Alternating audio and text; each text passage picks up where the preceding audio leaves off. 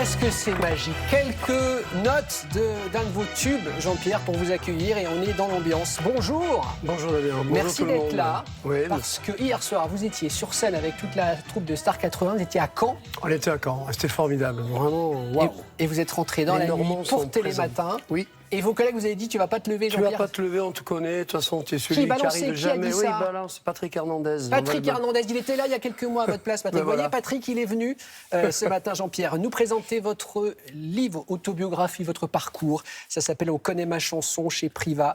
Et je dois vous dire, cher Jean-Pierre, que je l'ai lu avec beaucoup de plaisir parce qu'il est très humble. Il n'y a pas d'aigreur, il n'y a pas de regret. Parce que parfois, les artistes, quand ça marche moins, ils accusent tout le monde, sauf eux. Et vous, il est très honnête, ce bouquin. Oui, parce que j'avais envie de...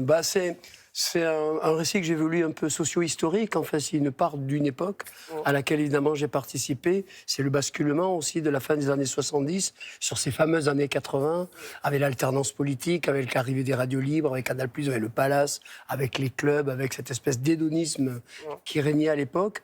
Et c'est le parcours, en fait, un peu universel de musiciens de province, d'un milieu assez modeste, qui va, grâce à la radio, tout d'un coup, grâce aux Beatles, grâce à tous ces groupes mythiques, apprendre à faire de la musique, les parents n'ayant pas les moyens de l'amener au conservatoire, il va apprendre un peu sur le tas et de fil en aiguille, va gravir petit à petit ses échelons pour un jour s'entendre lui-même à la radio. Eh oui, quelle émotion, évidemment. Votre livre s'intitule « On connaît ma chanson », on devrait plutôt dire « On connaît vos chansons », Jean-Pierre. C'est gentil, ça. Allez, regardez.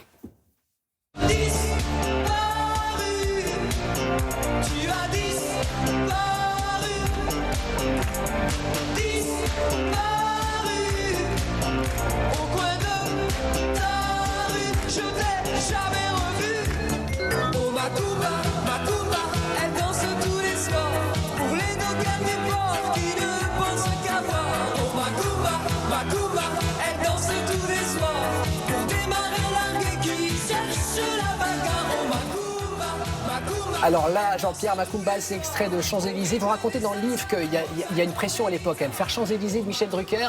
C'est la première télé importante. On sait que le lendemain, tout va être différent. Et puis les ventes de disques vont s'accélérer. Donc on rentre un peu dans l'histoire de ce fameux top 50. Quoi. Et ça s'est accéléré. Ça s'est accéléré. Et dans cette émission, d'ailleurs, j'avais un peu peur parce que j'ai fait la répétition. C'était une émission qui prenait 3 jours.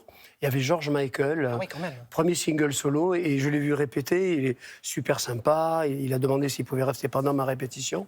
Donc je peux dire que George Michael a écouté au moins une fois Macumba. Et peut-être plus, on n'en sait rien.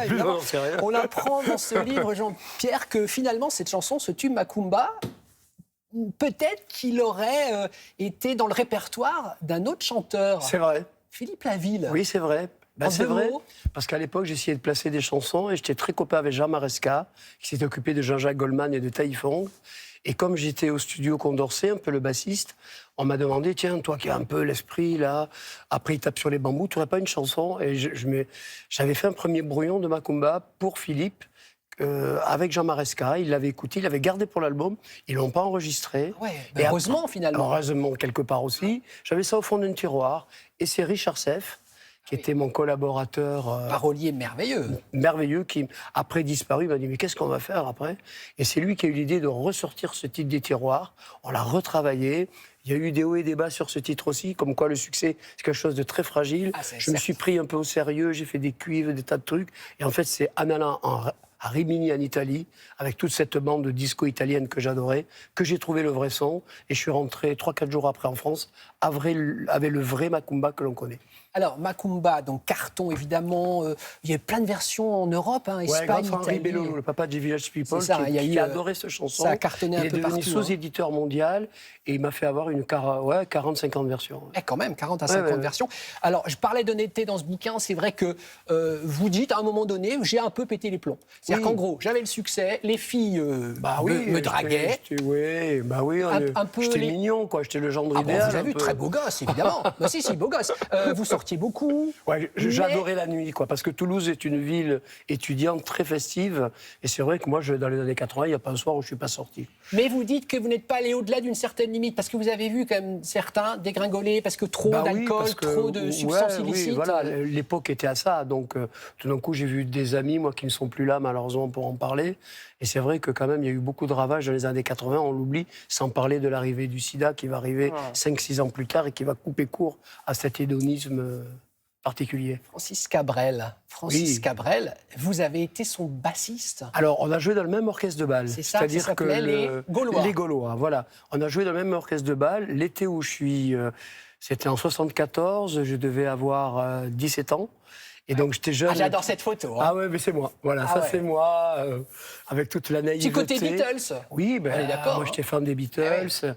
Mais je l'aime bien, ce Jean-Pierre Madère, parce qu'il était vrai, voilà, j'avais pas connu encore beaucoup de choses de la vie, je connaissais rien, pas grand-chose aux filles. Mais après, il était moins vrai, alors du coup disons que c'est un métier quand même qui... Ça transforme. Ça transforme un peu, c'est normal. Quand tout le monde vous dit que vous êtes génial toute la journée, on a quand même tendance à le croire un peu. Ça a duré combien de temps, le pétage de plomb?